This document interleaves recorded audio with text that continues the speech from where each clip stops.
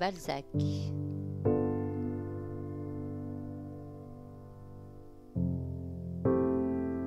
La comédie humaine.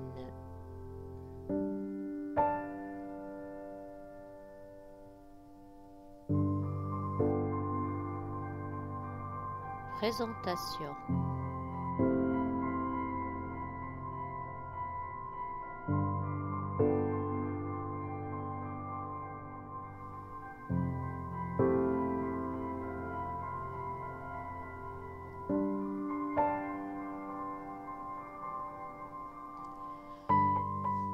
La comédie humaine est le titre sous lequel Honoré de Balzac a regroupé un ensemble de plus de 90 ouvrages, romans, nouvelles, contes et essais, de genre réaliste, romantique, fantastique ou philosophique, et dont l'écriture s'échelonne de 1829 à 1850. Par cette œuvre, Balzac veut faire une histoire naturelle de la société, explorant de façon systématique les groupes sociaux et les rouages de la société, afin de brosser une vaste fresque de son époque susceptible de servir de référence aux générations futures. Il répartit ses récits en 3 grands ensembles: études de mœurs, études philosophiques et études analytiques.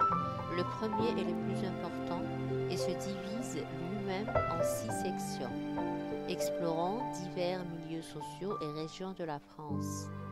Les ouvrages sont liés entre eux de façon organique, par plusieurs centaines de personnages susceptibles de réapparaître dans divers romans, à des moments variés de leur existence.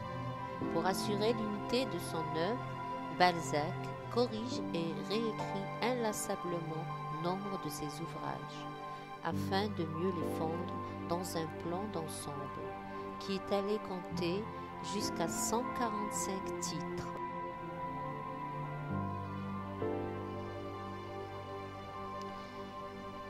Créateur du roman moderne, Balzac veut décrire la totalité du réel et s'intéresse à des réalités jusque-là ignorées en littérature, parce que laides ou vulgaires.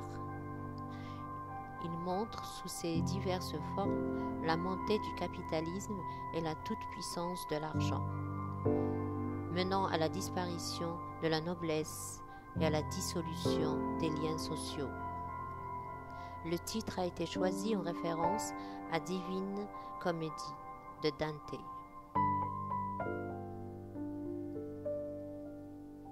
Mais au lieu d'une entreprise théologique, l'auteur s'est voulu sociologue et a créé un univers où l'amour et l'amitié tiennent une grande place et qui met en lumière la complexité des êtres et la profonde immoralité d'une mécanique sociale où les faibles sont écrasés tandis que triomphe le banquier véreux et le politicien vénal.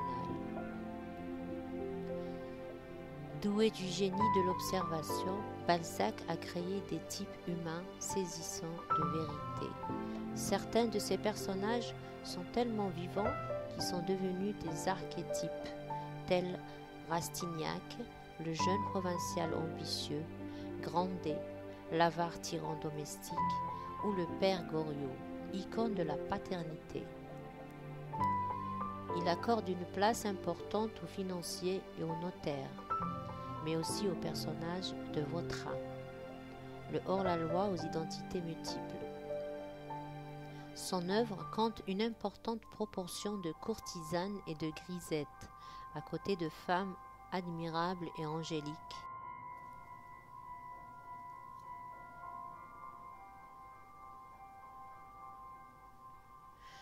L'importance qu'il donne à celles-ci et à leur psychologie lui a valu très tôt un lectorat féminin enthousiaste.